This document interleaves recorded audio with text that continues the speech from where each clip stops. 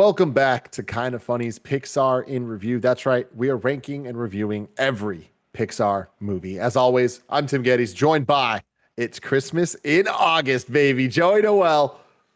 I don't like that it's August. I don't either. How did it get to be August? How are we here? Isn't it still 2020? Who knows? Day is exactly The only thing I like about it being a new month is then you get a new intro, and that brings me great joy. So I'll take my wins when I can get them. And of course, we have the big dog, Kevin Coelho. This movie is beautiful looking, gorgeous. And we also have the producer / seducer, Nick Scarpino. I'm speed. I'm fast. I'm also slow. The fucking laugh got me. And of course, Andy is still on vacation out in Texas, so he will not be joining us for this episode, but he will return shortly, I promise you. This is Kind of Funny's in Review, where each and every week we get together to rank and review and recap different movie franchises. We do it twice a week. You can get it on youtube.com/kindoffunny or roosterteeth.com. If you want to get it as a podcast, just search your favorite podcast service for Kind of Funny in Review, and we'll be right there for you. If you want to get the show ad-free, though, if you want to watch live as we record new episodes, like the new one we're going to do later this week for James Gunn's The Suicide Squad for DCEU in review, you're going to want to go to patreon.com/kindoffunny, just like our Patreon producers, Tom Buck, the return to the Bach, and my Cole G have done. Thank you both so very, very much because you went to Patreon. Oh, wait, we have new ones that I forgot to send you today, Tim. Even newer new ones? We have Steve Powers and Julian the Gluten-Free Gamer. Whoa, where did they come from? I must have updated this a little too I early. did not put them on the list. I just pulled them up right now. Wow. Very cool. And because they went to patreon.com/kindoffunny, they're not going to hear the ads that you will later for MeUndies, Faherty, and Upstart. But that's cool. Because today we are talking about Cars 3 with a runtime of 1 hour, 42 minutes. It was released on June 16th, 2017, which means it's the first Pixar film to be released on 4K Ultra HD Blu-ray and the only film of 2017 to be rated G. Fun fact. Really? Really? Yeah. That's weird. Yeah, it is Wait, weird. what? Yeah, because G and PG different. Yeah. But it's Then the there's only PG, they film. can show one butt shot in PG, right?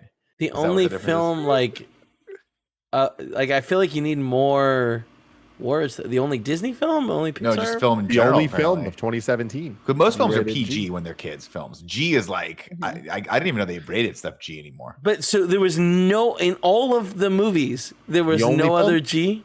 No That other can't G. be true, right? There was The only exceptions, and even here, there's not like a confirmed one, but like documentaries wouldn't count.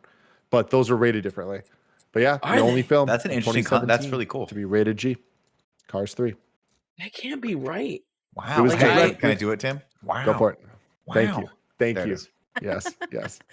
God, I loved it when he pulled up to the big statue with the Wow. number. Yeah. It was so earned. So good. I love it. This was directed by Brian Fee. Number 1 and 2 of Cars were both directed by John Lasseter, but he decided to do Toy Story 4 instead of doing this. But then eventually he'd get taken off of Toy Story 4 and Josh Cooley would step in. Brian Fee, the director of Cars 3, is an American storyboard artist, animator, prop designer, producer, film director, and occasional voice actor who works for Pixar. Fee made his directorial debut at Pixar with the film Cars 3.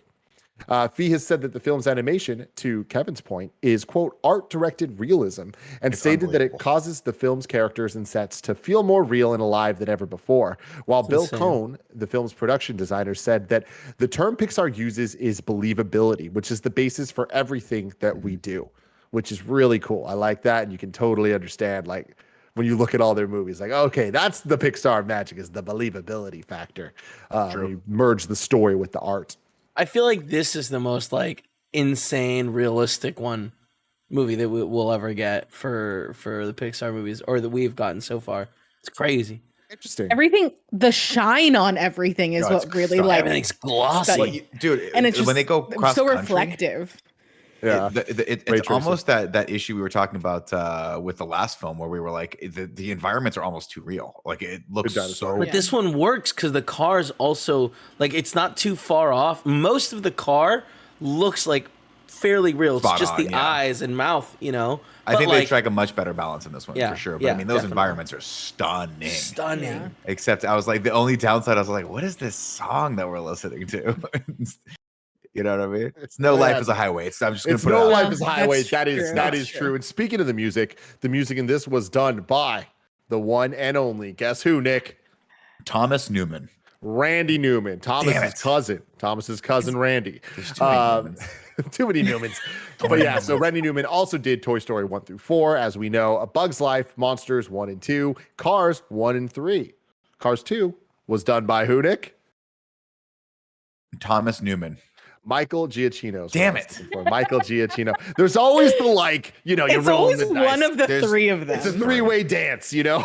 I want to say Michael Giacchino, but I don't want to say it's like favoritism, you know, like I always want to guess him because he did Star Trek, but you know, what are you going to do? God. GOAT, man. A budget of $175 million and a box office of $384 million. Some fun stats for Andy specifically. This film features more than 65 different individual racers, more than the previous films combined. Cars 1 had 36 and Cars 2 only had 11. And the Bechdel test is a measure of the representation of women in fiction, asking whether a work features at least two women who talk to each other about something other than a man. This film passes. Barely. Just barely. Cruz engages in a response with Louise Barnstormer Nash, the retired Piston Cup racer. When the latter says how she, as a female, was not given a number to race, Cruz asks what she did, and Louise's response was that she stole the number. That's it. Kind of surprising. I would have thought this movie would have more, but no. It passes by the skin of its teeth. Before we go too far. By the skin of its teeth. Is that the saying? Yeah. Yeah. I've never thought of it. Weird when you think about the logic of fucking it. saying. Yeah. Don't like it. Don't like it at all. Joey, what'd you think of this movie? I liked it better than the second one, but I didn't. It in terms of like the sequel movies we've gotten with like Finding Dory and Monsters University, I think I liked those better. It is. I think I was also partially distracted by how pretty this movie is, where I was just like, there's always something else to look at, which like I don't necessarily feel about any of the other ones. But I missed a lot of like the side characters that we had in 1 and 2. We got some new fun ones, but I feel like I missed a lot of like the core group from especially the first one. I never thought I'd want more Mater after Cars 2, but here I am wishing we had like a little bit more. Overall, I think it's fine. It's not one of my favorites, but I do think that they brought it back after Cars 2, which I don't know if the bar for that was set super, super high or not. Nick? I'm kind of with Joe. Like I enjoyed it. I don't think it was a slog to get through, much like I think Cars 2 was sort of like Cars 2 almost felt like they were trying to insult you. This one I was like, this is a cool continuation of the story.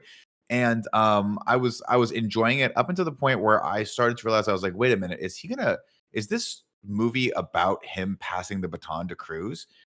And I wrote that in the synopsis. I was like, that'd be really cool if somehow that was what this was about. If it was actually about him realizing that his time as being a racer is over and his time being a mentor and like a pit crew boss that's what he needs to do now. He's going to usher in this new generation. I was like, there's no way they're going to do that. Then I was like, wait a minute, this is Pixar. Maybe they will do that. And by the end of it, I was like, holy shit, this is Creed. I like this movie. I wish it actually hit. I wish a lot of the payoff was there, which it's unfortunately not. But I like the sort of top level version of what this movie stands for. So in that regard, I didn't think it was a waste of time at all. Simon Coelho. I think this is very much an okay Pixar film. I think that graphically it's like stunning. It's very, very good. Obviously it's a huge improvement to 2, but this I put on the like category of like Pixar movies that like kind of have a bad message. Like, you know, like it being about this guy being forced into retirement. It's just kind of a bummer because it's like they never explain like the Cars. He's not like getting weaker. They call him old man. They talk about his joints being old. He's slow. But like he's not slow. The Cars have figured out how to move faster. Had he been trained correctly in the beginning of the film, instead of like focusing on him being a geriatric car, like how to like, hey, you need to focus more on drafting and stuff like that. He might have been able to hit higher speeds. Yeah, but they hit that. They do that though, right? There was a moment where he for does like a figure day it and a out. half. A day and a Well, half. no, he does it and he's super excited, but he still realizes that he's just too old and he's too slow. I mean, I like that only because if you follow fighting, there's always that tipping point. There's always that moment where the fighter that you love has that one fight and you go, "Uh-oh, they're not quite there anymore." Sure. And then it starts the ticking talk of like, there's no getting it back. There just isn't a way to regain your youth. Well, there is, but it's illegal. Yeah, I feel like the problem is I think that they did a bad job showing him slowing down. Because like, I don't know that he's slowed down as much as the new cars can go faster. Or, I mean, it seems like they're smarter about the physics of racing, and that's their advantage. Well, this is where it's weird to have cars be humans, right? Where it's 100%. They're like, are they just better made cars, or are they like, or is he just like, as the cars age, he's just slower? Like, so like that is a little confusing, right? Because like, are these just like fucking electric cars that have an engine also that are just way more powerful, and he'll never be able to do that, or is it? I don't think they were. Yeah, but I just think that, like, it did a bad job nailing that part of the world. When Cars 1 and to some extent Cars 2 did such a good job with the world building. So it would have been, I think, better if they had focused on him being like, my numbers are lowering, but it seemed like everyone else's numbers were going up. And like if he had pitched, if he used to pitch like, or he used to be able to go 210, but now he can only go 196. Yeah, he can go 196 or something. Yeah. And so I kind of feel like the training that he did at the end was really good, and he needed more of that training. Yeah. But he had a bad trainer to begin with because they focused on the wrong things. Like she needed to build him up a little bit faster on going on the track. Instead, she kind of put a huge emphasis on the fact of like, you need to be retiring. I'm not saying that like Ramirez planned this whole thing, but if you watch the film with that, in there, maybe Ramirez is trying to steal his job.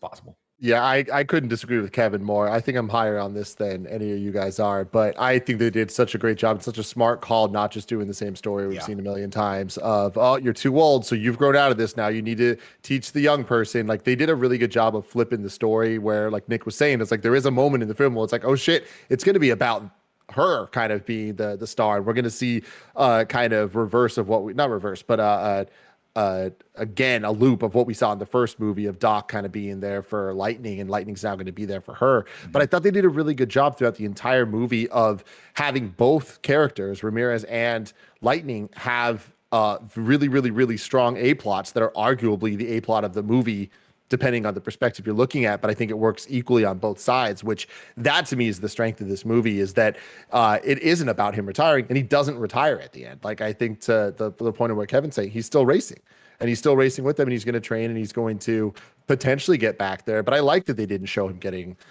slowing down or anything like that. It's like, no, he still is at the top of his game. Just the top of his game is a different game than they're playing nowadays. And I think that is way more apt and realistic to where we're at in the given times, especially when you start looking at what this movie treats as the advancements they have, which is technology focused. And for them being the humans and the cars in one, I think that goes a long way to really kind of push the narrative of these characters' developments. But on top of that, like, I think that the real point of the movie was more dealing with Ramirez's like the way that she's treated in this, and the way that, she is seen as just a trainer because she's a woman. Like, that's very overt.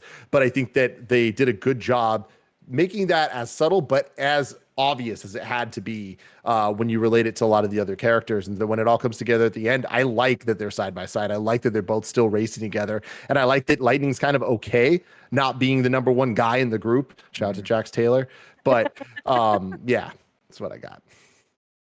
Yeah, I agree with you for sure. I think it's a stronger story than it would have been if he would have just been old. Well, because so you're going to get into the Rocky problems, right? You're going to get into Rocky 1, and then Rocky 2, you're like, oh, that's cool. And then Rocky 3, you're like, okay, he's still just punching harder. And then Rocky 4, you're like, oh, he's punching real hard now. And then Rocky 5, you're like, oh, fucking, he is still, at a certain point, you need Creed.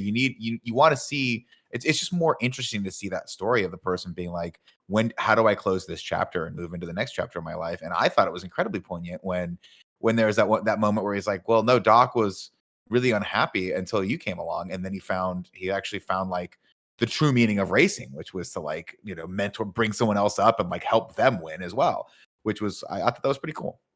And I thought the car crash was so fucking poignant, and like the way that he pushed himself, like he pushed himself too hard, and it's not because he was too slow or like slowing down. It's because he was trying to go as fast as they were, and he couldn't do it. They couldn't handle it.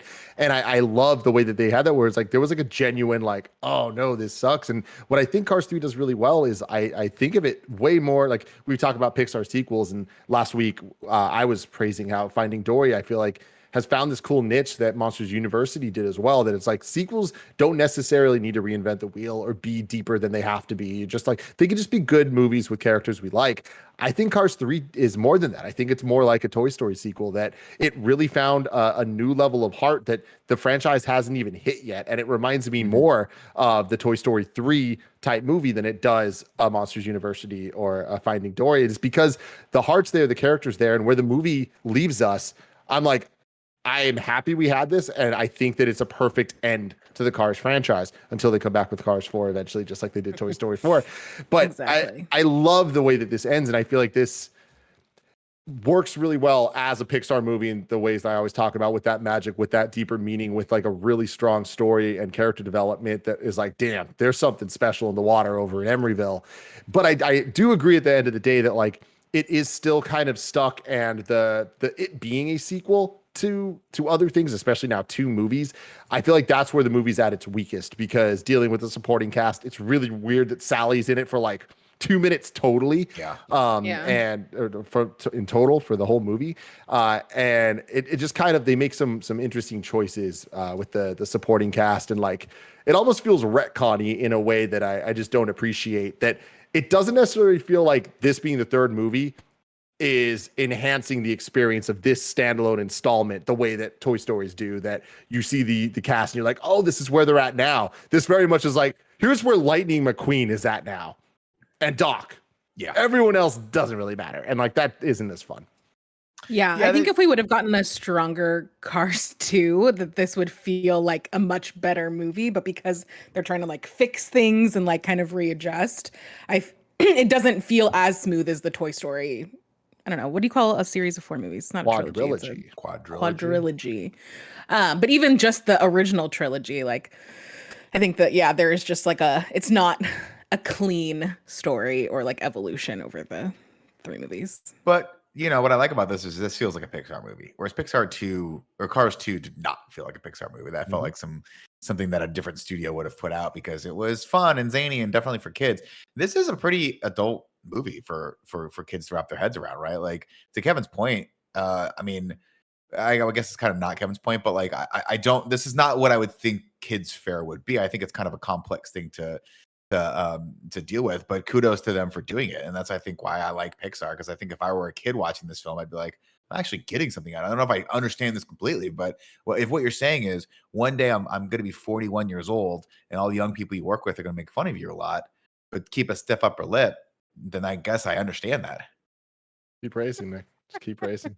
Let's get to the plot. No, I think the whole point is you got to learn when to stop. You know what I mean, Nick? Just no, I think the point is I get to sit on the podium and scream in all your ears and be like, oh, remember you're a fluffy cloud, Kevin? You're a fluffy cloud. Please tell us the story. Good night. And please tell us the story. I love you, Seattle. Cars 3, life's a beach and then you drive. Tim? It got me.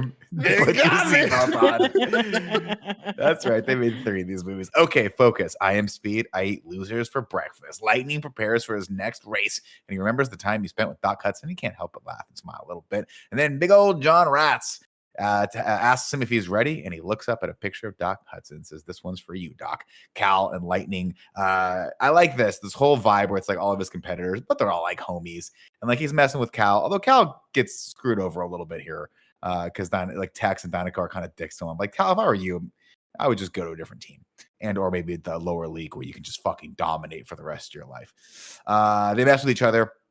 as Lightning continues to dominate the racetrack, they blow up his tires and all that stuff. And it's interesting because a lot of the stuff is then mirrored later in the pictures we see of Cruz rising to her fame and to her level of winning races, and everyone's kind of like doing the same shenanigans over there and just kind of signaling like, hey, maybe the new class is similar to the old class. They might have had a sharper edge on it when they were taking out the old man, but now that everyone's on an equal playing field, they're pretty cool. Storm.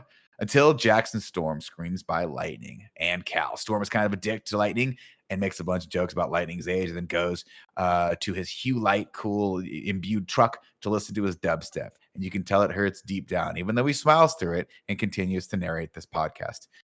This moment here, Nick, Gia literally said, "That's cool." And I had to stop and pause and look at her and be like, I fucking changed you. Yeah, you did. Holy hell.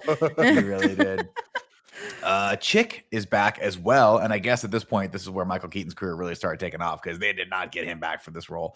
Natalie Certain is there, and she is a statistical analyst. And she tells the audience that Jackson is part of the next gen of high-tech racers. He achieves the speed by crunching the numbers. And this season is about to get even more interesting. 6 more next-gen rookies join the race, and Storm just keeps on winning. He's too high-tech. He even has one of those racing seats that Kevin has in his closet. Storm wins 1 billion races in a row, and McQueen is overwhelmed by the reporters when they tell him Cal Weathers is retiring. He says, I asked my uncle when I'd know it was time. And it was like, Cal, you're going to retire? And Cal said, yeah, I asked my uncle when I'd know when it was time to stop. You know what he said? The youngsters will tell you. To which I reply, put on some earplugs, buddy. Just keep on keeping on. They can't stop you. Life is a highway, Nick. If they can't catch up to you, they can't stop you. And with that, Cal goes off to car heaven. Bobby and Rick also get shit canned, and soon Lightning finds himself outnumbered by the next gen cars. He musters up all his resolve and takes off for their first lap in the final race of the season. And this part's a little long. I could have shaved a little bit off this time, I think. But McQueen pits fast, but Jackson Storm easily takes back the lead, and he fades to 4th. He pushes it to the limit, and his back tires give, sending him tumbling off the track into a pile of twisted metal. Which, as this is happening, you're like, wow, that's violent. He's dead. And then you have a moment where you're like, that's his body. Yeah, like, that is his life that is flipping. He's not in this car. He is the car. That's him. Yeah. He's dead. 4 months later, the next season is starting, and no one has heard from Lightning. Are his racing days over? Is the big question on everyone's lips. He sits in Doc's old garage with a new primered paint body. It's not quite ready yet. And he watches old race footage of the Hudson Hornet drifting to first, but he loses control and crashes. The animation here is freaking awesome. I love seeing all the animation through that like old timey filter of the film and all the grain and stuff like that. It looks really cool. Also, just the way they animate the cars here is it's just so fascinating how they can meld those two together and still have it work. He remembers Doc's reasoning for never going back from the first film. He said, when I finally got put together, I went back expecting a big welcome. And you know what they said? Your history. There was a lot left in me. I never got a chance to show it. Of course, that he also goes on to mention a little bit about. I have something to say. There was a new generation of people, and they just totally forgot about him. Joey from Kind of Funny. I think another thing that kind of throws me off about this movie is that we find out that Doc dies in the second movie. At the very beginning, right? Mm-hmm. But then we go like almost that entire movie with nothing about it. And then we get all of this, like him working through everything. And that's, I think, part of what makes it feel weird and disjointed too. Cause it's like, it feels like we're retreading something we already have known it's happened, but we've never actually processed like in this cinematic world. So I don't know. There's something about that like felt weird to me. Well, it's because second movie was just lame. It didn't even happen. Like this should be the second movie of the series or the third. Did he die in the second movie because the actor died? Was that the whole thing? Yeah. Yeah. Okay. Well, he dies before the second movie, right? Because the second movie started. Wasn't in the second. He was dead. Yeah. Right. He passed away. The second film is not completely retconned, though. The film has several references to the events of Cars 2. They include Doc Hudson's death, his medical office being converted into a museum, Lightning McQueen's newly installed headlights, an appearance by Jeff Gorvette at the final race of the movie. Jeff Gorvette. And a picture of Miles' Axelrod in Sterling's office, and a television screen showing John and Nancy, the two cars in Paris, kissing. Kevin? I just wanted to say very briefly, the scene where we're watching the Doc Hudson accident, I wasn't able to talk at that moment, but like, holy shit, that looked Like that was even more live actiony than anything else in the movie, right? Because like there are certain moments where it looks like the CG is just insane. It looks so good. It was cool to rewatch that. And yeah, anytime these cars are in accidents, like that's insane how brutal it looks. But then later, people get spoilers at it, like it's not a big deal. But that would be similar, like that seems like weird, right? What do you mean? Man, Like Ramirez later, they add a spoiler to the back of her hood. Yeah, but it's just you mean like in terms of adding things to the cars? Yeah. Like it's traumatic, it's like a surgery? Yeah, right. Right, they Like wear hats. Just another Like- step, yeah. You get a little hat. You put a little hat on. Take a hat But off. like them like- switching but out the when that tires and makes you- stuff doesn't feel. I guess That's they're their shoes. removable. yeah, those are shoes. Yeah, like the spoiler is not only is it like aesthetically a thing, it also will like it'll increase your drag in a beneficial way to make it so you have more traction, which will make you faster if you're not. It's not too much. Yeah, so it's it's a performance enhancing surgery.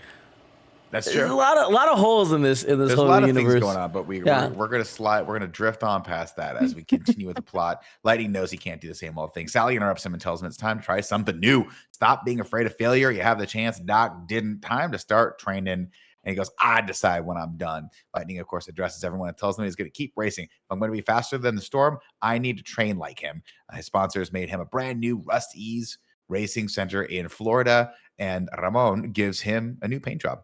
I love anytime he gets a new paint job too, because it's like cool, like sparklers and stuff. Off we go with a song I've never heard and never care to hear again. They travel across the country, and it's stunning. And they arrive at the Rust-Ease Center to a flurry of paparazzi. At the center of the center is number 95, Lightning's number. The whole thing has been built around him. Lightning asks his old sponsors how they did it all. It turns out he's like, we sold it so that we could give you everything you needed. It's a very sweet moment for two characters that I've never thought of before and will never think about again. Because the two brothers from Car Talk, like I was so happy to hear their voices again. Oh, is that who they were? is that how they are? Yeah. I didn't know that. Yeah. And then I think one of them died not too long after this. Yeah. Yeah. They mean nothing to me. Oh, Jesus, that's not true. That's not true. You're so full of shit. I'm going to go refill my water. While we're here, a couple facts. Talking about Joey with the death of Doc and how that was dealt with the 2. I hadn't seen 2. I saw Cars 1, then I saw Cars 3, and it works so much better. Where it's just like, the Cars 3, it's like, okay, he died in between these movies, and that makes so much more sense. So I was like, watch it that way. Guys, don't watch Cars 2. Yeah. But some cool facts about Doc, though, and in some of the flashback scenes that we see of Doc, of which there's a whole bunch of them, obviously Paul Newman died, so they couldn't get new lines from him. So some of it's lines from the first movie, but some of it is actually lines, including the line, you might want to take notes on this one, is dialogue used from the video game adaptation of Cars, in which Paul Newman did the voice. So that's kind of cool. That's pretty cool. Yeah, it's kind of like Harry would have Patchworking. talking about using unused New Hope footage for Rogue One, which is really cool. And then talking about the drive that Mac does through the whole countryside and stuff. Mac drives through Arlo's family farm from The Good Dinosaur. So that's one of the fun little reference there. And other Pixar things just to get out of the way here. On Sterling's door next to his office, A113 is printed on the glass. Not only did it appear in the office door, it also appears on Shannon Spoke's right side and Mater's license plate. And the Pizza Planet truck appears during the demolition race, which is kind of fun. Like it's actually in the demolition race. Yeah, you see its little rocket get knocked out. Yeah. Oh yeah, that's what they pick up. The kids pick it up, right? Yeah. That's and then when Cruz Ramirez is training the new millennial cars on the treadmills, she plays music for one car to remind him of home and shows him a scene on the television. The scene is from Coco. And the car comes from St. Cecilia, where Coco took place. And the guitar of Ernesto de la Cruz can be seen hung on the wall behind the band playing in the Cotter Pin Bar at Thomasville. That's really cool. That's awesome. Because this came out before Coco. So they must have Little transformed it. Yeah, They had a transformed plan. They had a plan. Unlike me, I like to wing it. Sterling comes in, played by, of course. No. You can't say wing it that way. There's You can do no H. There's no H in wing it. Wing it is what he Oh, said. why not? Why not, Kevin? Who are you? Oh, wait, that works. Sterling, of course, comes in, and Nathan Fillion plays him, and he's awesome. He says, hello to He's Lightning. so He good. seems pretty cool, but he also might be the bad guy here. We're not quite sure. Lightning tells the brothers he's going to miss driving for them, and they bid him a fond farewell. It's actually a very poignant moment. Turns out Sterling is a really big fan of Lightning's and has been forever. He gives him a new electric suit and tours him through this cool museum he had, including all the racetracks and stuff that Doc used to race at. And he's like, I've been a fan of yours forever. I own a pair of your underwear from when you were 19 years old. Ooh. Anyway, he didn't say that. They don't have cars. Don't wear underwear, but they do race on tracks. They're commando all day. You know what I mean? If they did wear underwear, do you think it would be like on the bottom, or do you think it would be on the back? No, it'd be wrapped a bra, around so it would the be axle. right around his front. It probably be or the axle. Perfect. Turns out this place has everything, including the virtual reality and the racing sim that Kevin has in his closet, and everyone's super excited about it because Lightning's like, "This is it. All I need is the virtual reality sim thing, and I'm good to go." Those two different things. Lightning spots Cruz Ramirez crushing it on the sim, and he's like, "Oh, she's a really good racer," but it turns out she's not a racer. She's a trainer, the lead trainer. And he's like, "Oh, you should be a racer." And she's like, No. We'll get to that in the third act." Sterling introduces Lightning to Cruz, but she doesn't see him. All she sees is a broken down piece of meat. And he's like, "Oh, I get it. We're going to start with the old jokes now, huh? That's cool. How long can I last? How many months of this in quarantine can I take before I ball up under my desk and cry myself to sleep with my cute little heater that I got for free?" It's right there. Because you get so cold. I get so cold, Kevin. You get so cold. Circulation, just not the same as it used to be. Joey, do you know what it actually is? It's that he gets his Diet Coke too cold, and then he holds them and gets himself real cold. Wait, you get your Diet Coke too cold? Too cold. Could you just use less ice? You see how much? Yeah, he could. He'd probably way better than the Diet. But am I a monster? Do you want it to be cold or lukewarm? Tim, you ever had a lukewarm LaCroix and you would just spit it back into the can and throw it at the face of the person? Nick, have you thought about getting an insulated cup? I thought about I've legitimately thought about wearing Chili's. Those like thermals underneath my clothes. They seem like extreme. Just get an insulated cup. At me. I see him looking at me. Nick, get an Also, those are called thermals or long johns. There's a brand called Chili's that are long johns. Long johns is what I was looking for, but they call them Chili's because they. Before we get back to the plot, because they keep you warm. Let me tell you about our sponsors. Thank you. This show is brought to you by MeUndies. You know how when you're in a nerve-wracking situation and people say, imagine everyone in their underwear to make yourself feel comfortable. As if imagining a room full of strangers down to their skivvies is what makes us feel comfy. MeUndies believes comfort does not start with imagining, but instead it starts with actual comfort. MeUndies designs limited edition prints all the time so you can express yourself every single day. Building your undie collection and picking out which lucky pair gets to meet your butt for the day has never been so fun. Choose prints with corgis, chicken nuggets, your zodiac sign, goofy puns, and more. MeUndies also releases collabs with some pretty big names like the Rolling Stones and Space Jam: A New Legacy. But you have to grab them fast because once they're gone for good. Kinda Funny loves MeUndies. You've heard the voice talk about them for years. They're comfort with good designs that make your friends jealous. To get 15% off your first order, free shipping, and 100% satisfaction guarantee, go to MeUndies.com/morning. That's MeUndies.com/morning. We're also brought to you by Faraday Brand. Can it be? It's finally summer, and we're actually gonna have a real summer this year. So naturally, we've started thinking about looking good after a year and some change, because we're going places. This summer is what Kinda Funny is calling Hot Boy Summer. You saw the jean jacket, you see the haircut, we're doing it big this summer. And that's where Faraday comes in. They make the perfect clothes for the summer. Tim Geddes is the most stylish person I know, and he even loves Faraday Brand clothing. And they're so confident in the quality of their stuff, they have a lifetime guarantee of quality. They'll replace or fix your clothes forever, no matter what. And to top it all off, Faraday is giving our listeners 20% off. That's right, 20% off. So stock up on all of your clothes for summer now. Head to FaradayBrand.com and use code MORNING at checkout to snag 20% off all your summer gear. That's code MORNING at Faraday. That is FAHERTY brand.com for 20% off. Last but not least, we're brought to you by Upstart. If you're carrying a credit balance month after month, it can feel like you're in a never-ending cycle of debt. Upstart can help you make that final payment so you can get ahead. Upstart is the fast and easy way to pay off your credit card debt with a personal loan all online. Upstart knows you're more than just your credit score and is expanding access to affordable credit. Upstart considers your income and current employment to find you a smarter rate for your loan. With a 5-minute online rate check, you can see your rate upfront for loans between $1,000 to $50,000. You can receive funds as fast as one business day after accepting your loan. Find out how Upstart can lower your monthly payments today when you go to upstart.com/KFMB. That is upstart.com/KFMB. Don't forget to use our URL to let them know we sent you. Loan amounts will be determined based on your credit, income, and certain other information provided in your loan application. Go to upstart.com/KFMB. The plot is a little bit generous, Tim. Okay, let's get back to the thermals. Of course, Cruz also grew up watching Lightning. She calls him her senior project, and it hurts. I can tell you, it hurts. Cruz puts Lightning through a new regiment, which includes some nap time, which at first he was like, I don't need a nap. And then he goes and takes a nap, and take it from me, it's nice to have a midday nap. I had one today. I did too.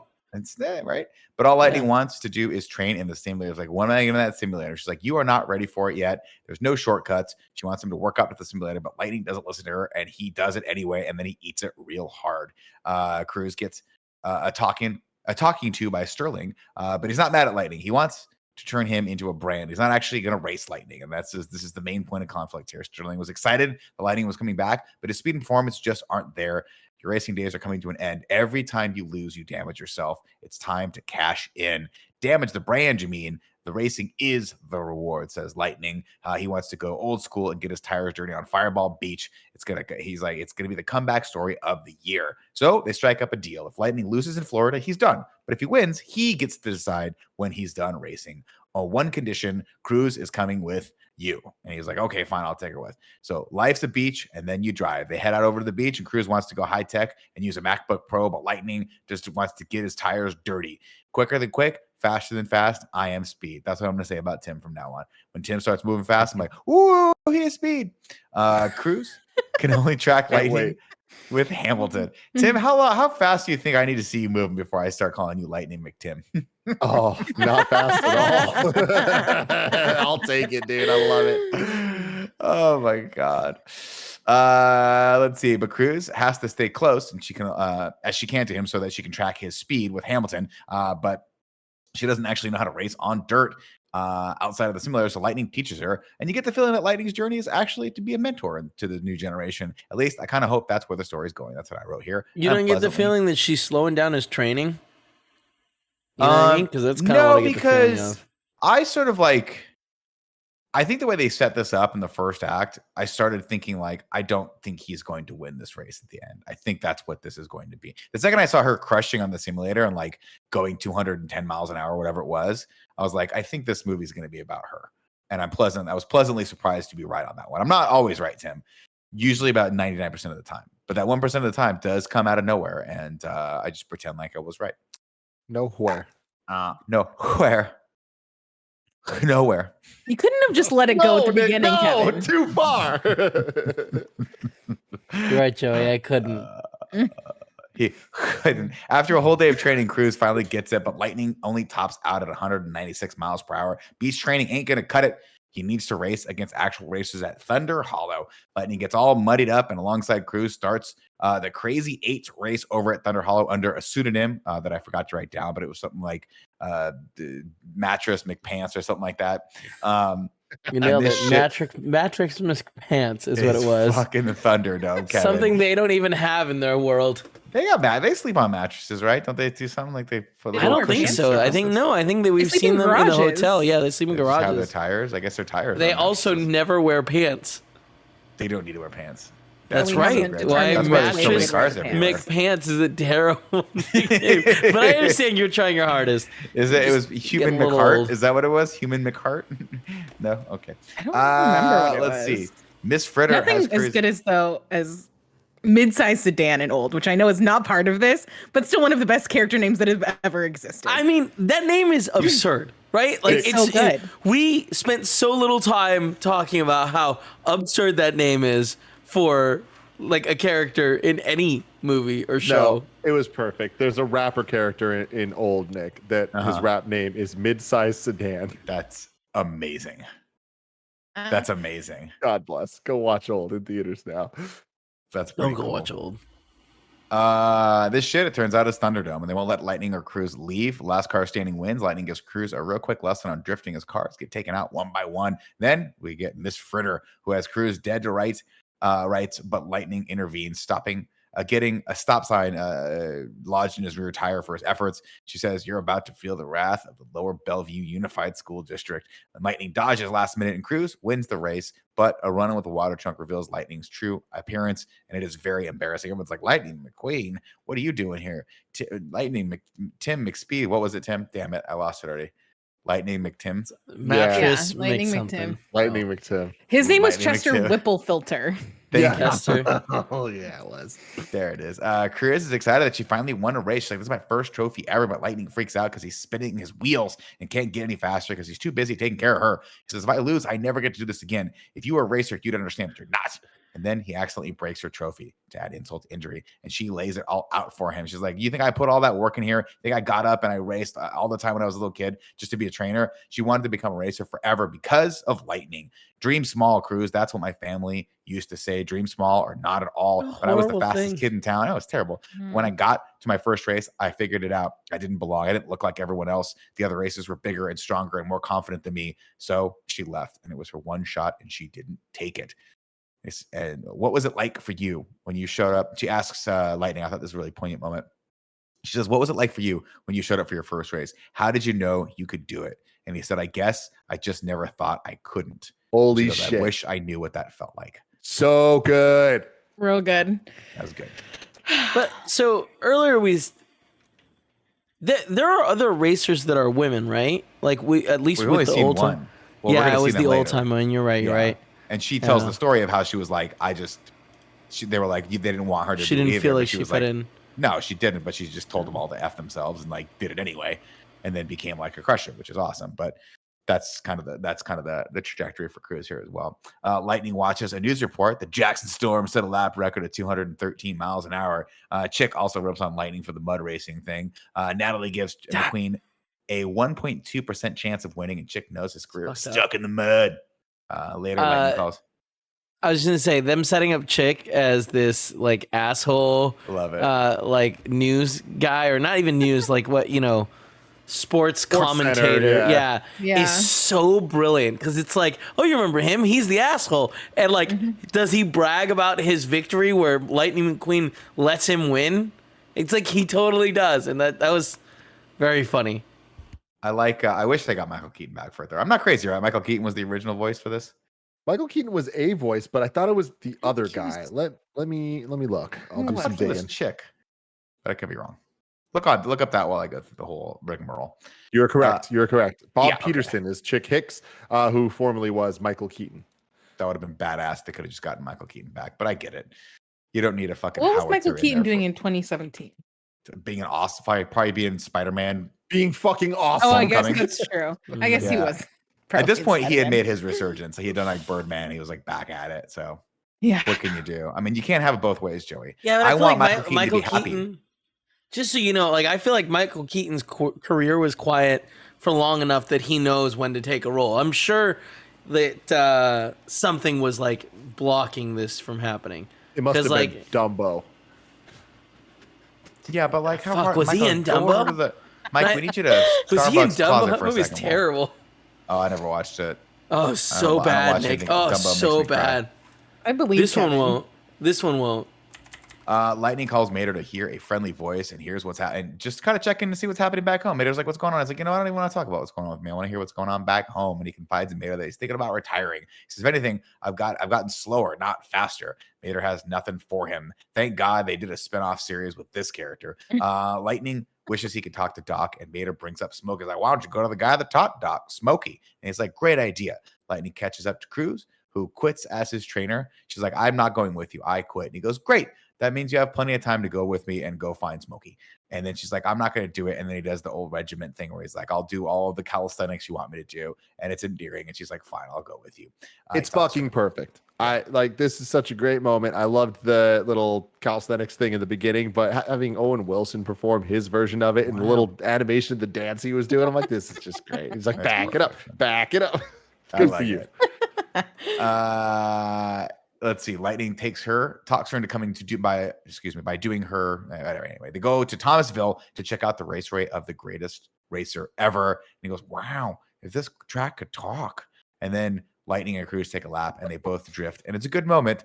And it's interrupted, of course, by Smokey, played by the venerable Chris Cooper, who we'll all remember from every freaking Jason Bourne movie and American Beauty. Beauty, thank you. Different movies. Yeah, very different Beauty. Then they head over to a sports bar. He's like, I bet you guys are thirsty or hungry or whatever. And there's some people that want to meet you. They head over to the sports bar to talk to the legends of old school racing, including one Margot Martindale, who, if you watched BoJack Horseman, will hold a special place in your heart. They all know why. Kevin Coelho from Kind of Funny. How old are these fucking cars? Why is Doc dead? Like, these guys seem totally fine. I don't know why any cars die, Kevin. Right? Because technically, you can just replace all the parts, and you've got the ship of Theseus. The ship of Theseus. We all saw that one show recently. Exactly. Which one was that? Vikings. No. WandaVision, you fucks. WandaVision, thank you. Okay. Follow up. He got us. Wait, you said Vikings, and I was thinking, I was thinking actually it was nowhere close to that. So, the Michael Keaton thing was because he was filming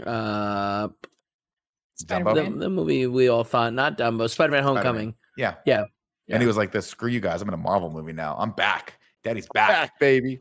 I was And then he was like Porco this, and Rosso. he's like, oh, he was Porco Rosso, that's right. Do you think at some point he was like this? I'm going to parlay this back into the fucking bat suit. And everyone's like, there's no way you're going to do it, man. There's no way you're going to do it. You know what?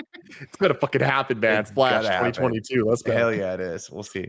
They all know why Lightning is there. He's looking for his lost mojo. And they tell him the old stories about race. And life's too short to wait for an invitation. At least what Margot Martindale tells Cruz. And Smokey tells the story of when the rookie showed up. He's like, later that night, Lightning asked Smokey for help. I guess the story of the rookie showing up also, I guess that was the story of Doc doing the flip over move, which is going to come back later. Later that night, Doc asked Smokey for help. He said, if I lose in Florida, it's over for me. What happened to Doc will happen to me. Racing was the best part of his life. When it ended, we both know he was never the same after that. Important to say. But it turns out Doc was really down in the dumps after he couldn't race anymore. For 50 years, he didn't talk to Smokey. And then Lightning rolled into his life, and coaching Lightning made him happy again. Racing wasn't the best part of Hud's life. You were, is what Smokey tells him. Hud saw something in you that you didn't even see in yourself. Are you ready to go find it? And he's like, yeah, I am ready to go find it, Smokey. Lesson 1, you're old. And he's like, Jesus H. Christ, could you sugarcoat some of this shit for me? You'll never be as fast as Storm, but you can be smarter than him. Cruz steps in as a sparring partner and they spray paint. I don't know why they didn't just like decal like with like some sort of sticker or whatever, but they paint her Storm so she can be the sort of sparring partner. And they cut out her muffler. She sounds super dope. I mean, like, but they can just paint, I guess they just paint her again. People do you think they put so cutting off the muffler didn't seem painful at all? They just went in there and chopped off a piece that is connected to her exhaust. No, you're missing the point, Kevin. It's like when you wrap a couple rubber bands around your finger, you forget about it, and you're like, holy shit, that hurts. And then you they lifted her up and they cut it off, right? Like we see it fall down. Mm-hmm. Yeah, but it's like you take your shoes off, you're faster. Aerodynamic. Take your belt off. On the ground. Take your belt off, you can eat more. That is true. I've done that one. That one. They start training like Rocky, but instead of chickens, they're tractors. But there's a bunch of stuff here that they do that's going to come back later. Smokey tells them it's time to start drafting. Excuse me. You got to look for opportunities when they present themselves. Sneak through the window. Then they race in the dark, just like when Bodie and Johnny night surfed in Snowbike Mike's #1 all-time favorite action movie, Point Break. Lightning finally gets the hang of it and overtakes Cruz, but thoughts of his last race still haunt him, and Cruz takes the checkered flag. And he's like, damn it, no matter how hard I try, I'll never be fast enough. Oh, well, I guess I'll go off to Florida and race anyway. And he thanks everyone for helping him. That's right. Quit when things get hard, kids. That's what Pixar's telling you to do. No, they're saying that once you're done, it's fucked up. Don't push yourself to the limits, man. You got to just step aside. This isn't the first time. Remember in Incredibles, they're like, if you're not born special, don't try to act special. But everyone can cook. Everyone not everyone can cook. Anyone can while we're on that subject, cook can come from anywhere is what the end thing was. But it turns out Nick, there's a fan on my eyes and it keeps making me tear up like the problem you have sometimes. And this is weird because this has never happened to me before. I'm sorry. You want to like move the fan? No, I like it on my face, Joey. Speed. I am Speed, and it's more of a question this time. Lightning doesn't really quite believe in himself. Mater and the team show up, and Sally tries to cheer him up, but it does not work. Then Storm talks some massive shit to Cruz, and the fire rises in Lightning. Smokey tells him to focus on what he came there to do, and off we go. Lightning fights his way up the ranks, and he overhears Sterling telling Cruz to head back to the training center because she's a trainer, not a racer. And Lightning finally puts it all together. Out of nowhere, a wreck happens in turn 2, and Lightning tells his pit he needs Cruz. He goes, go get Cruz. Go get Mike. Today is the day. Cruz, I started this race, and you're going to finish it. It's kind of a big moment here, so I won't speed through this, but she ends up coming back, and he's like, Sterling's like, she's just a trainer. He goes, no, she's a racer. Just took me a while to see it. And then I was like this. I don't think this is how racing works, but it turns out the only rules that you have to have are the same number has to be out there. It doesn't say it has to be the same car. I'm pretty sure I don't know, but that seems like some shit that they just made up for convenience. Yeah, I don't think you can. I think you have to qualify as a racer, but I guess if you're the car, like who cares? I don't know. It's very strange. I guess, yeah. Is the racing about the car or is the racing about the racer? I'm pretty sure in real NASCAR, as long as the car's there, either me or Kevin could just jump in and take a couple laps. No one would say anything. Yeah, no one would say anything. It matters. I mean, there's so many fucking laps in NASCAR anyway. People are like, oh, cool, a new person. Something else to watch as they go round and round in a circle for 200 fucking laps. You just have to have a really cool racing 500 laps. Oh, Jesus. Is that it? I just pass out after 200. I didn't realize that Army Hammer was Jackson Storm. Yes. Mm-hmm. Yeah. Yeah. Lost it. Where'd it go? There it is. The rules. Pretty sure this is not legal, but Ramon comes in with a dope paint job, and Cruz asks why he's doing this. She says, this might be your last chance. He goes, which makes it my last chance to give you your first chance. And this time, I want you to take it. It's going to be the best. He's like, but you got to beat that pace car right now. So it's makes now or no never. sense. Just by the way, it makes no sense. My last time to give you your first chance. Wait, I mean, that's not true. Yeah. No, I mean, he's got a lot of pull. I'm sure that he can give her first chance next time. It doesn't matter. He's a fucking loser, and he should learn when to give up. Listen, man. I'm with Kevin in the sense that I didn't love that line. It didn't like hit super well for me. This is like a huge platform. It's like, yeah, you could have done it at a different time, but this is like his supposedly goodbye race. But also, there's a better way they could have finessed that sentiment without this is the last chance to give you your first. I don't know. I didn't like it. It's stupid. Well, because if he, I mean, I don't know. I can see we can split hairs, but you're all dead inside. Me and Tim are right. I mean, I'm just tired of stupid Pixar telling kids that they need to give up when they're too old. Listen, that's not the point of this at all. Or you could just bring people in. It's a technicality. He's never racing again. He is racing again. We see the future. He's never racing again. He's a pit boss. He's got his headphones on. He's sitting there. No, life's a highway. It's fine. It also means that your dream can change. You know, like big dream. I think it's very realistic. Settle on less. Settle with less. No, that's what they told Ramirez. Kids go out there today and they go, I'm gonna go to college and someone's gonna pay me a lot of money and instead they're like, well, I got 2 years in and dropped out. It'll be all right. Let's do this YouTube thing with my friends. Yeah. Oops. Keep going harder, guys. Now you're stuck here. Let's see. She gotta make that pace car now or never. Cruz burns out and off we go. Lightning talks through Smokey, but at a certain point, Smokey's just like, you know what? This is on you, man. Here's the radio. You got to do this. I can't do this. And so I'm tired of trying to communicate these statements that I don't understand with these code names that I don't understand. They were great. But I thought it was so funny. I loved it. I think it was so cute. Yeah, I thought it was good too. All the crabs have gone to sleep. He's like, what the fuck are you talking about? Remember Thomasville sneak through the window. She gets her head in the game. And before you know it, Lightning and Cruz are in the zone together as pit boss and racer. Cruz picks them off one by one and soon enough starts nipping at the leader's tails. But Storm's like, spots her coming and drops back to get in her head. It says, you can play dress up all you want, but you could never be one of us. And then Cruz, very, very disheartened by this, but Lightning's like, are you kidding? Do you know what just happened? You got in his head. You got in his head. He sees something in you you didn't see in yourself. You made him believe it. Now you got to believe it too. You are a racer. Use that. Just like she echoing her words from earlier. Use that. Cruz gets all up on Storm and drafts his ass. She tries to pass on the outside lane, but Storm pushes her into the wall. And he says, you don't belong on this track. That Cruz must be an illegal move, right? Never touched the wall. No, you can slam people into the wall in racing. I'm pretty sure. I don't think I believe There's that an old at all. saying, Kevin. Rubbin's racing. You know where I got that from? Days of You Thunder. made it up right now on your spot? That'd be cool if I did. I'm not that creative. I steal everything from the late great Robert Duvall. Cruz gets all up in there. He's like, "You don't belong on this track." Cruz remembers how Doc never touched a wall unless he wanted to, and she says, "Yes, I do." With that, she pulls a Top Gun on Storm and wins the checkered Are you flag. kidding me? One of the coolest moments in Pixar fucking history. This was fantastic, and it looked really so cool. awesome. And I love that she's the one that did it. It was so cool. It's true. All the other racers, after she wins, they give her the props. She takes the victory lap, and Lightning tells her to give the crowd a little smoke, which she does. And then she coughs, and he's like, "You'll get used to that. Don't worry about it." So similar to the first time I smoked my first Marlboro Light when I was 13 years old, and I was like, "I don't like this, but I'll do it for fucking 30 years anyway." Wait, real quick. Robert Duvall is still alive. Is he still alive? Yeah. Okay, I took a shot. God, Richard shot on that Kinded, one. man. Damn, dude. I love the little kid that's a Lightning fan, then he becomes Ramirez fan. That was Yeah, that was a great scene when he when we first see it and then he switches over. So good. Love it. Then somehow Lightning wins the race too. And it's like, oh, okay, that's nice. So Sally, being the lawyer, tells Sterling that Lightning can decide his own future. And then Tex steps in to work out a deal, billionaire to billionaire. Before Lightning can even think about racing again, he's like, I got something I got to do. So we rallies everyone back over at Radiator Springs for an exhibition match between him and Cruz. Only they both have new paint jobs this time. Cruz is wearing HUD's old number 51 as an old homage to Lightning's mentor. And Lightning is wearing the fabulous Lightning McQueen paint job as her new pit chief, which is awesome. Turns out Tex bought Rusty's from Sterling. He's like, I made him an offer he can't refuse. We gave him a lot of money. It's like, that's nice. And Lightning has his drip pan and he's taking his nap. It's time to race.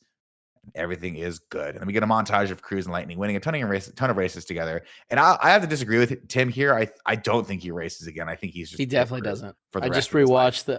rewatched the little end credit stuff.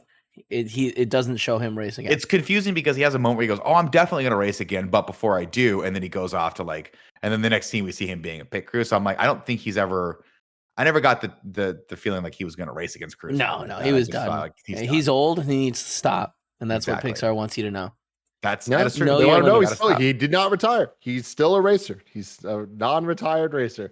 Whether or not he races again on camera doesn't matter. What we know is he's not retired. Is this like The Rock is still a wrestler even though he hasn't wrestled in forever? Yeah, exactly. Nobody Okay. thinks No, of it. That's no, a it's perfect different. example. It's different though. Like It's exactly the same. yeah, wrestling is not the same as if The Rock was still on a football team, he would get used every 5 years or something. I don't know what point Let you're us trying know. to make. Let us know in the comments below. He's saying that racing is a real sport. That's Unlike true. That's sports entertainment, which is easier to dip your toe back Right. into every once in Yes. a while because Thank you you, don't Nick, have to for- stay in top Tip-top tier shape. athletic shape. Right. And I think Rock that is is still in what this top-tier movie is athletic about, shape. though. It is about him being like, I can't compete anymore, so I have to find another meaning in life, which is to be someone's mentor and bring up the next generation. Well, either way, if in Tim's brain, Lightning is like, no one's looking, I'm going out there and fucking racing under the pseudonym Lightning McTim. I mean, my read on it is way more. It's like he doesn't need to be number one. He doesn't need to win. He still wants to race because it is fun for him and he enjoys it.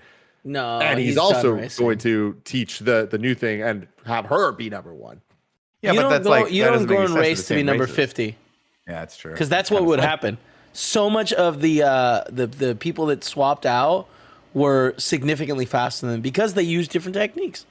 Had he learned those techniques, maybe he'd have a chance, but she sabotaged him. It's new stuff, man. New stuff. I think She he did just sabotage him. does fun races at Radiator Springs, like you see at the end. Maybe. And, I think he actually, does like pro the no races, fun. matches and That's no stuff like that. official races. That's the thing. I think he does whatever he wants because he's Lightning fucking McQueen. except for racing at the top spots. Damn. Isn't it like a golfer retires from pro golfing, can but he go to still the- goes yeah, you out, can go to the- hits 18 holes, or I don't know what the. Well, you go to the seniors tour, right? There's a seniors tour where you go with all your old buddies, and it's like you're gonna win, but nobody really cares because it's not the top competition. It's just for fun. Yeah, they don't have that for racers though. You know what I mean? In this world, they might be. In Maybe they car go race, collect all the old mufflers they cut off people, sell them, and they fund one race a They year. entirely do. They'll have racers come back and just sell more tickets and stuff because people just want to see him go around the circle one more time. You know what I mean? I don't know why you're taking this so personal, Tim. At the end Well, of it's not this, perfect he because it makes a retired. big difference between the reads of the movie of the point the movie's actually trying to say, which is you don't need to retire. He definitely retires, I definitely though. think he retired. It's very clear that he becomes her pit manager, and there's nothing Are the wrong with being the two pit boss. Mutually exclusive. They're not. You retire. Yeah. I think they are, But though, there's because no there's only evidence. like There's all no year you evidence. have to be Yeah. someone's pit boss. It's not like Yeah. he's like, hey guys, I'm He's gonna not sneak training away on this his own, weekend. yeah. He's not getting break. Like, was he? I guess he could race in the off season, but he's not racing. Or he can during race he's the not- next season. That's He can not. take this season off. That's he not can how take sports 20 work. seasons. You're just off. totally making up some headcanon No, I shit am and not. then getting Not mad. at all. Yeah, you The whole- are. Like, he does not retire. That's Also, I literally will the- say in the the guy- Wikipedia, there's nothing that says that he retires. because he There's doesn't. nothing that says he doesn't. Cars retire. 3. He's Wait. done racing professionally. The fact that the whole movie builds up that he's going to retire and then he doesn't retire. And also, the dude that he made a deal with is no longer the owner of the company. You're So it's adding not like a whole bunch of like technicalities. to I'm this adding list. technicalities. All I'm You're- saying is he doesn't retire. Yeah, but it's I'm one of those things where I it's think he like does. it's one of those things where it's like he doesn't retire, but he doesn't fight. It's like Sugar Ray Leonard, right? Where it's like I'm not technically retired. Maybe I'll come out of retirement, but then I'll retire again. But then and then it's like. But it's here's time the to thing: stop fighting. there will probably be a Cars 4 where they have him race one more time, much like Rocky Balboa. One It's an last exhibition time. stuff, and that might prove Tim right. But until then, Tim's wrong, and look at him how dumb he is. I don't think anyone's wrong. I Look, don't hear think me out anyone's here. Hear me right. out. Like what I'm saying is the whole point of the Sterling character is like, yo, you're gonna retire and you're just gonna sell a bunch of toys and shit. Like that's all you're going to do. That is him It's a good retiring. life. We can all agree he should have done that. Yeah, that would have been a He fine doesn't life. do that. The fuck in. He instead becomes Doc Hudson for the next generation. Yes, he does that. But Right. he does that in addition to not retiring from racing. That's he can come you're back and he delusional. will come You're back so- in Cars 4. He will fucking come bet back. you. He will come back in Cars 4, but I think that it'll start with like he hasn't raced in 20 years. No, Which is fair. he'll be the mentor, and they'll have a whole Which is younger host of Cars people, and he'll be like, "Wow, I really think we're going gonna to get a Cars 4. I think there's a good chance that we're gonna get a Cars 4. Well, we'll have to Eventually. wait and see. But until then, of course, we get the credits, and we get a lot of cool pictures of them winning races together, and a lot of that stuff's mirrored from when he was on the top of his game from Act 1, and then I like the credits side end. by side. And we get a Pictures. great, just a banging post-credit sequence here, where Mater can't figure out how to answer his phone, Waste of time. and that is a fucking Probably- waste of What? resources. Probably the worst post-credit scene in Pixar history. He was Dumb. hooking up with the car, right? Miss Fritter? Yeah, Miss Fritter. Like I thought that was a fun little like. All right, he's getting that dipstick dirty, huh? He's getting his Oh, I toe hate hook that. Joey, hooked. I need you to be cool about it, all right? Timmy's I said it. I didn't think gonna give about her it too the- much, and it sounded grosser than I wanted it to be. Yeah, the dipstick. Give it to me, Nick. Timmy's gonna get his toe What? hooked. Oh. Oh God, it was. Oh man. It's time for a little thing I like to call haiku in review. Nick, hit the song. Ba-dum-bum-bum. No, that's it. 7 syllables in the middle. You got 5 for the first and last line. If you're not poetic, no need to sweat it. Haikus don't need to rhyme, but they're better if they do. Haiku in review. The better if they do. Haiku in review. Everybody know. You can go to patreon.com/kindafunny to write your review in haiku form. Joe Mertens writes in and says, Crazy Yates is nuts with Chester Whipple filter. I've got a new hat. Zaid Wilson says, had never seen this. After Cars 2, it has no right being this thoughtful. Dan H says, a boring movie. Why no Sally and Mater? Cars is Pixar's worst. Damn. I disagree with that. But Really, it's And then Lee worst. Polero says, surprisingly fun. Less Mater, more Miss Fritter. Probably no Cars 4. but maybe But maybe. And now it's where time after for 20 years he starts racing again. Ragu Bagu. Ba-dum-bum-bum-bum-bum. Ragu. Bum-bum-bum-bum-bum. Bagu. What's up, everyone? Welcome to Rad Guys Talk Bad Guys for Pixar in Review. This list getting long. Not quite as long as one of Greg's lists, so just remember that. When it comes time to vote for who your favorite podcaster is, holler at your boy and Lightning McTim. Where Number one. Where would this vote What? happen? Where would I think this there was vote a. happening? I don't know. I'm sure that'll happen at some point. Maybe it'll Okay. happen in the comments All below. right. Maybe it'll happen on our wiki feed pages. Who knows? Number 1, Lots. Number 2, Prospect. Number 3, Newswater. Number 4, Hopper. Number 5, Ercole. Number 6, Syndrome. Number 7, Months and the Dogs. Number 8, Ego. Number 9, Darla. Number 10, Woody. Number 11, and Sid. Number 11, Gabby. Number 12, Hard Scrabble and The Roars. Number 13, Otto from Wally. Number 14, Mordu. Number 15, The Muddy Water and the Pterodactyls. Just like Christ with mustard. Chicken humorous Muddy from water. Muddy water. That's really funny. That's very funny. 16 is Chick and Humorous from Cars. 17 is Axelrod and the Lemons from Cars 2. 18 is Joy in San Francisco from Inside Out with an asterisk. And 19, the fear of getting lost in a department store from Finding Dory.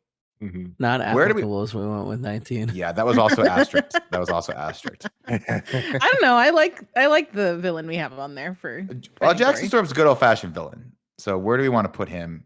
Not in super this? high, right? No, but he's a good old-fashioned, No. like, just dickhead. What for was to be dickhead. 15? What was 15? The Muddy Water and the Pterodactyls. I think So, he's I think less under than that. Cars 1. Yeah, Less I think than- Michael Keaton was a better Yeah. bad guy because he was more fun. And he wins at the end. Is he better than the Lemons from Cars 2? Yes. Okay, there you are. Jackson There Storm, we go, number yeah. 17. I don't know. Because I kind Really? of liked the like secret you didn't know who he was, and like I think the motivations of that.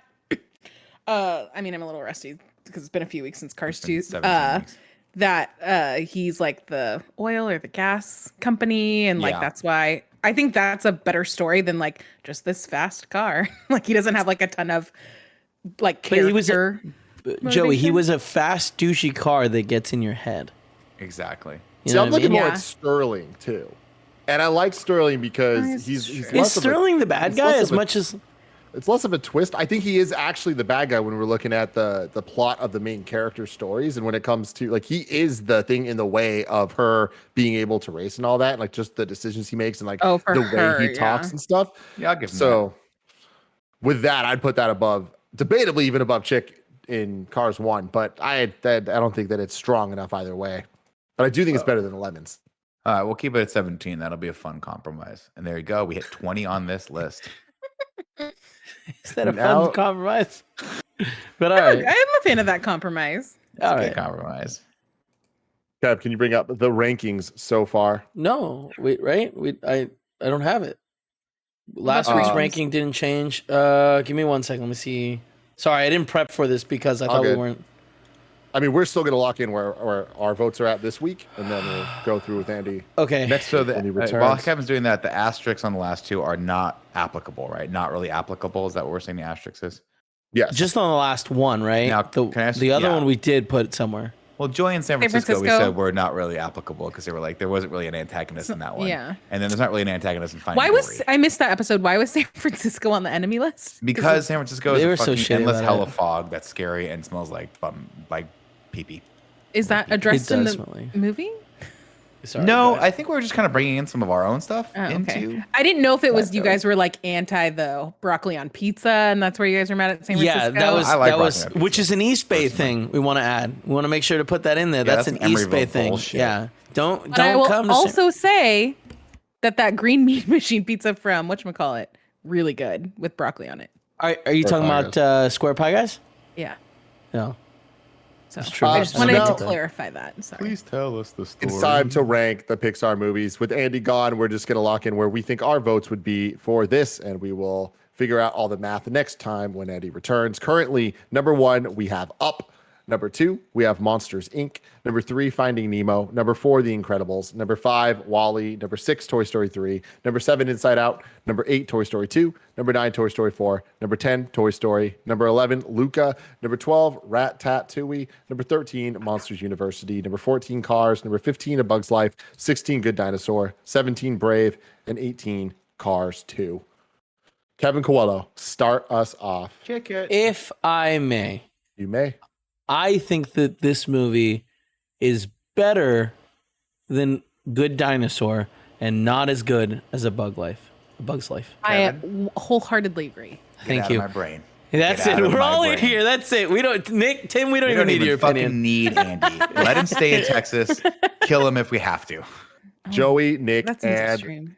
Kevin all put Wait, hold on. Cars Where, 3 where at would you number put it, Tim? 16. Well, I'm just letting it, He's number building up the 16. suspense, Kevin. Well, under No, A Bug's Life he's and above not. A Good Dinosaur. I would put it at number 11, under Toy Story Wow. and above Luca. I think this movie has a lot of heart and does a good job Wow. with two it's better than- heartfelt stories. What a terrible take. Better than what? Everyone can cook. Joey? I just know I think it's just me thinking that Ratatouille is just criminally low on this list. So This that's always movie like shocker. It's better than Ratatouille. No I way. think No, fairly, you are fairly delusional. handily. But anyways, that is my thoughts. We'll have to wait for Andy, but I don't think anything can move it above 16 if he tried, so it doesn't matter. But this week, we're returning for In Review for the DCEU with The Suicide Squad by James Gunn. I'm very, very excited for that. And then next week, we're going to do a mini In Review 1 week with both installments of a franchise. Don't Breathe, the horror movie. Don't Breathe 1 will be on Tuesday, and then Don't Breathe 2 will be on Friday. If you want to be there for the recording, of course, it's on Monday for number 1, and number 2 will be on Friday afternoon. Very exciting stuff. Go do your homework. Watch Don't Breathe 1 before the weekend is over, and then watch Don't Breathe 2 in theaters next Thursday to watch with us on Friday. Very exciting stuff. But until then, let us know in the comments below what you thought of Cars 3, and know that I love you.